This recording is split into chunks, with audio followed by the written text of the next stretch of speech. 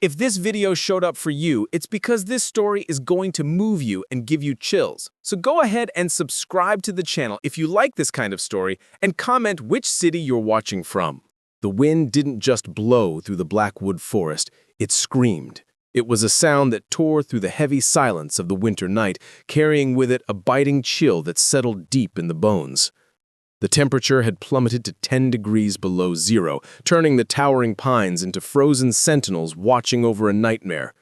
For Captain David Miller, the cold was usually a familiar enemy. As a decorated Marine, he had trained in the worst conditions imaginable, from scorching deserts to freezing tundras. He knew how to compartmentalize pain. He knew how to push his body past the breaking point. But tonight, the cold felt different. It felt personal. It felt like it was stealing the only thing that mattered. His 10-year-old son, Jacob, had been gone for 9 hours. It was supposed to be a bonding trip, just a weekend getaway to teach the boy some basic survival skills, how to read a compass, how to build a fire.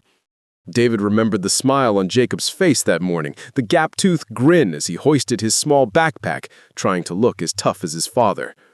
But chaos doesn't wait for an invitation. It strikes when you blink. Jacob had wandered off to collect kindling while David set up the tent. 5 minutes. That was all it took. When David called out his name, only the wind answered. Now, the forest was a kaleidoscope of flashing blue and red lights. The local search and rescue team had set up a perimeter, but their movements were growing sluggish. Flashlights cut through the swirling snow, revealing nothing but empty white expanses and dark, twisting shadows. David stood near the command truck, his hands trembling, not from the cold, but from a terror he had never felt in combat. In war, you have a weapon. You have a mission. Here, he had nothing but the crushing weight of his own failure. He stared at the map spread out on the hood of the cruiser, the lines blurring before his eyes. "Captain," the sheriff said, his voice heavy with a resignation David wasn't ready to hear. "The temperature is dropping fast. The dogs are losing the scent in this snow. We might need to pull back until first light. We can't risk losing men out there." Pull back? The words hit David like a physical blow. Pulling back meant leaving Jacob alone in the freezing dark. It meant accepting that his son might freeze to death before the sun came up. "No!" David growled, his voice raspy from hours of screaming his son's name. "He's 10 years old, Sheriff. He's scared. He's alone." The sheriff looked down, unable to meet the Marine's gaze. I know, David. I know, but if he's not near the camp without tracks..." He didn't finish the sentence. He didn't have to. The silence stretched between them, heavy and suffocating. David turned away, staring back into the tree line. The darkness seemed to be mocking him, hiding secrets he couldn't decipher. He adjusted his jacket, preparing to go back out alone if he had to. He would tear this forest apart with his bare hands. But just as he took a step toward the trees, a sound broke through the static of the police radios. It wasn't a shout. It was the low, guttural growl of a dog. From the shadows of the tree line, a figure emerged. It wasn't a rescuer. It was a small boy, no older than 8, shivering violently in a coat that was 2 sizes too big for him. Beside him limped a massive German shepherd. The dog's fur was matted with snow and mud, and there was a dark, wet patch on its flank that looked disturbingly like blood. The sheriff's hand went to his holster instinctively, but David moved first. He dropped to his knees, eye level with the child. The face was pale, his lips blue, but his eyes held a strange, frantic intensity. "Hey, son," David said, his voice softening, trying to mask his own panic. "You shouldn't be out here. Where are your parents?" The boy didn't answer the question. He reached out, grabbing the sleeve of David's tactical jacket with a grip that was surprisingly strong. "You're the dad, aren't you?" the boy asked, his teeth chattering. "You're Jacob's dad." The world seemed to stop spinning. The wind, the sirens, the voices of the deputies, everything faded into a dull hum. David gripped the boy's shoulders. "Yes, yes I am. Do you know where he is? Did you see him?" The boy nodded, tears welling up in his eyes. He looked down at the German shepherd who was whining softly, pressing its nose against David's knee. "His name is Max," the boy whispered, petting the dog's head. "Max found him. But we couldn't get him out." "Is he hurt?" David demanded, his heart hammering against his ribs like a trapped bird. "Is he lost? Show me where." The boy shook his head violently. "He's not lost, mister. He didn't get lost." The boy looked up, and the terror in his eyes was absolute. It was a look no child should ever have. "Bad men took him," the boy said, his voice trembling. "They put him in a truck, but the truck got stuck on the old logging road. Max tried to stop them. That's why he's bleeding, but he knows where they went." David looked at the dog. The animal was hurt, breathing heavily, but its eyes were locked on David's with an intelligence that was almost human. The dog let out a sharp bark and turned toward the deepest, darkest part of the woods, looking back as if to say, "Follow me." The sheriff stepped forward. "David, listen to me. This kid is freezing. He could be imagining things. We can't follow a hurt dog into a blizzard based on—" David stood up. The despair was gone, replaced with a cold, lethal resolve. The Marine was back. "My son isn't lost," David said, his voice turning into steel. "He was taken, and this dog is the only one who knows where." He checked his flashlight and looked at the 8-year-old boy. "What's your name, son?" "Ethan," the boy replied. "Okay, Ethan. Can you walk?" Ethan wiped his nose and nodded, gripping Max's collar. "Max won't quit, so neither will I." David turned to the sheriff. "I'm going. You can follow, or you can stay here and wait for the sun, but I'm bringing my son home." Without waiting for an answer, David stepped into the darkness, following the limping dog and the brave boy. He didn't know it yet, but he was walking into something far more dangerous than the cold, and the night was just beginning. The forest floor was a treacherous quilt of ice and hidden roots, and every step was a battle against gravity. The beam of David's flashlight cut a narrow path through the swirling snow, illuminating the German shepherd's laboring flanks. Max was limping heavily now, his breath coming in ragged, wet clouds of steam. David watched the drops of blood dotting the pristine white snow like a gruesome breadcrumb trail. The dog was running on pure adrenaline and loyalty. A regular animal would have curled up and died miles ago, but Max was driven by something primal. He had a pack to protect. "He's getting tired," Ethan whispered, his voice barely audible over the howling wind. The boy was stumbling, his small legs sinking deep into the drifts. David scooped the boy up with one arm, settling him onto his hip without breaking stride. "He's a Marine dog at heart, Ethan. He won't quit until the mission is done. Neither will we." But doubt was a cold worm gnawing at David's gut. The woods were vast. If the boy was wrong, if Max was just a confused, injured animal wandering in circles, David was walking away from the only search party his son had. Suddenly, Max stopped. The dog stood rigid, his ears swiveling forward, staring into a dense thicket of pines. He didn't bark.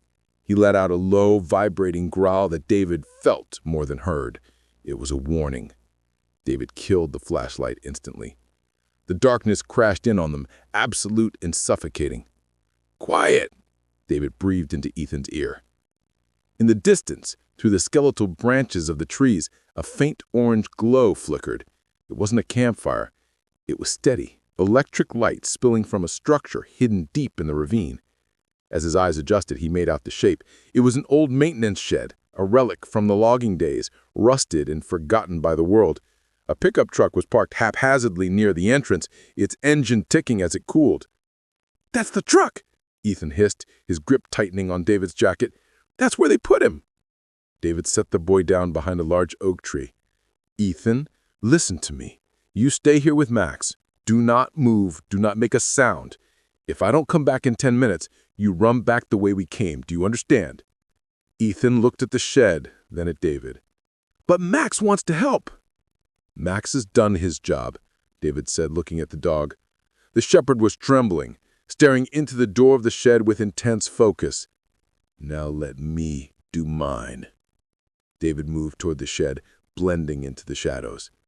The wind covered the sound of his boots on the crunching snow. He was no longer a panicked father. He was a predator. His breathing slowed, his senses sharpened. He reached the rusted metal wall of the shed and pressed his ear against it. Voices. "You're gonna cry all you want, kid. Nobody's coming out here. Not in this storm." The voice was gravelly, cruel, and then a sound that stopped David's heart cold. "Daddy!" It was a whimper, broken, terrified, and weak. "Jacob!" Rage, hot and blinding, flooded my veins. I had to physically restrain myself from kicking the door in right then and there. I needed intel. I needed to know the odds. I crept to a grimy window, wiping away the frost with a gloved thumb. The interior was dimly lit by a portable construction light.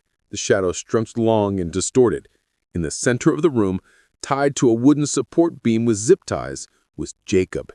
His face was bruised, his winter jacket torn.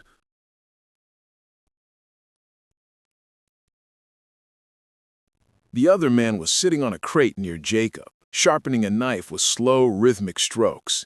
He was heavy-set, watching the boy with a predatory sneer.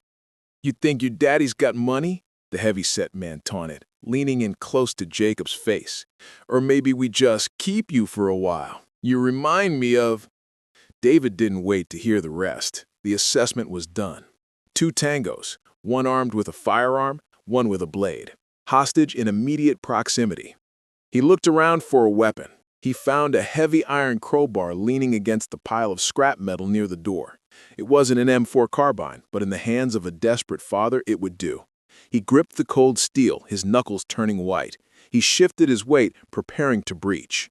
But the snow beneath his boot gave way. Crack! A hidden branch snapped with the volume of a gunshot in the silent night. Inside the shed, the movement stopped instantly. "What was that?" the tall man snapped, drawing his gun. "Wind," he grunted, though he stood up, gripping his knife. "Check it, now," the tall man ordered, pointing the gun at the door. David pressed his back against the wall, holding his breath. He had lost the element of surprise. They were coming out. If they opened the door and saw him, they might shoot through the walls. They might kill Jacob just to eliminate the baggage. The handle of the metal door turned with a screech of rusted hinges.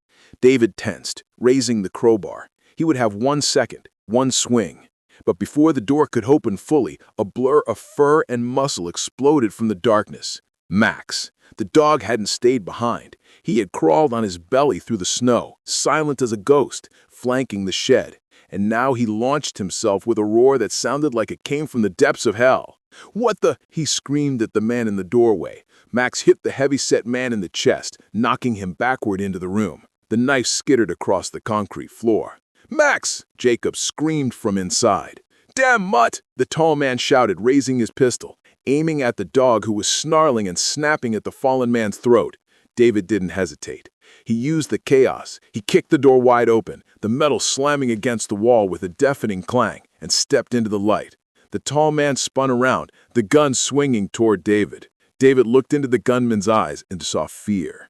He saw nothing but death approaching. "Drop it," David roared, his voice shaking the corrugated tin roof.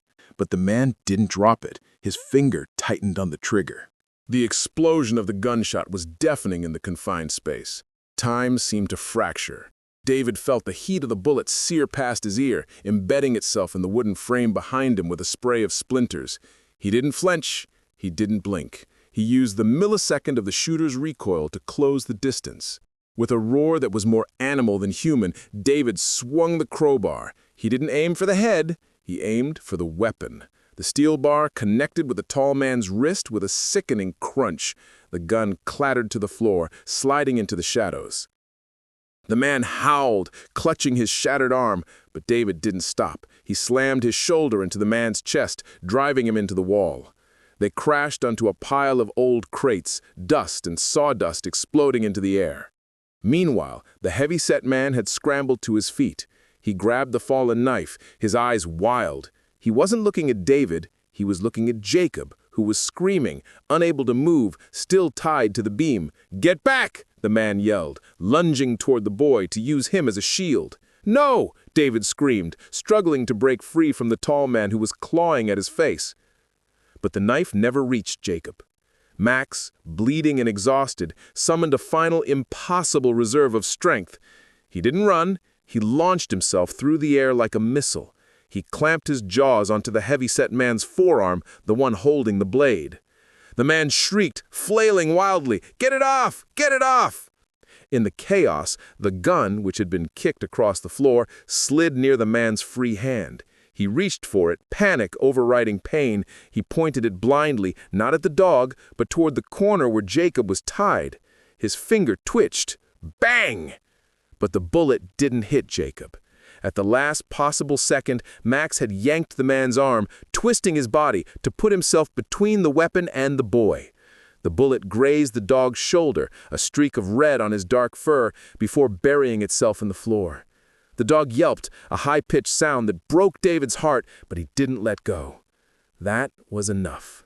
David delivered a final knockout blow to the tall man and spun around. He grabbed the heavy-set man by the collar and threw him backwards with such force that the man hit the concrete and didn't move again.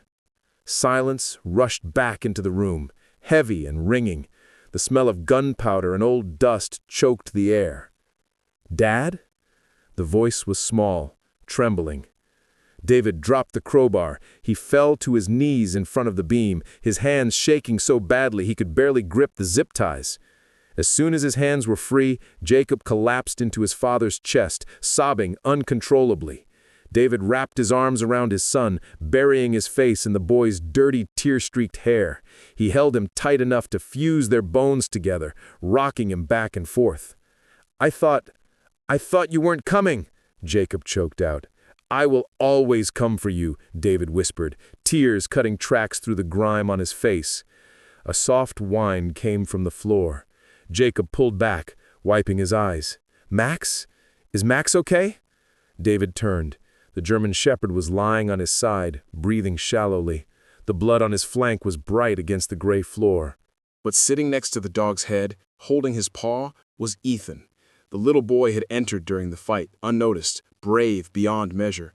He was crying silently, stroking the dog's ears. "He saved me, Dad," Jacob said, his voice filled with awe. "The bad man was going to shoot, and Max jumped." David crawled over to them. He placed a hand on the dog's chest. The heart was beating. It was fast, but it was strong. Max opened one eye, licked David's hand weakly, and let out a tired sigh. "He's a fighter," David said, his voice thick with emotion. He looked at Ethan. "You both are." Sirens began to wail in the distance, getting louder. The cavalry was finally arriving. But they were late. The war had already been won. 2 hours later, David sat on the back of an ambulance, a thermal blanket wrapped around his shoulders. The snow had stopped falling, leaving the world silent and white. Jacob was sitting next to him, holding a cup of hot cocoa, refusing to let go of his father's arm. Across from them, a paramedic was bandaging Max's shoulder. The vet had already been called and said the dog would make a full recovery. The bullet had missed the bone. Ethan was sitting with the sheriff, finally warm, an oversized police jacket draped over him. David watched the scene, the adrenaline fading, leaving behind a profound exhaustion and a clarity he hadn't expected. He looked at his son, safe, alive. He looked at the forest that had almost taken everything from him. He realized that survival wasn't just about training or strength. It wasn't about maps or compasses. He walked over to Ethan and knelt down. The boy looked up, his eyes tired but bright. "You saved his life, Ethan," David said softly. "You and Max. I can never repay you." Ethan shrugged, a small, shy smile appearing. "Max knew he was there. I just listened to him." David looked at the dog, who was now resting his head on Jacob's knee. A stray dog, a runaway boy, and a desperate father. Fate had woven them together in the freezing dark. As the ambulance doors began to close, preparing to take them to the hospital for a final check, David took one last look at the stars breaking through the clouds. The world is full of monsters. He knew that. But tonight he had learned something else. It is also full of guardians. Sometimes they wear uniforms. Sometimes it is just a brave little boy and a loyal dog who refused to quit when the rest of the world had given up. And sometimes the only way to save yourself is to trust the ones who come out of the shadows to guide you home.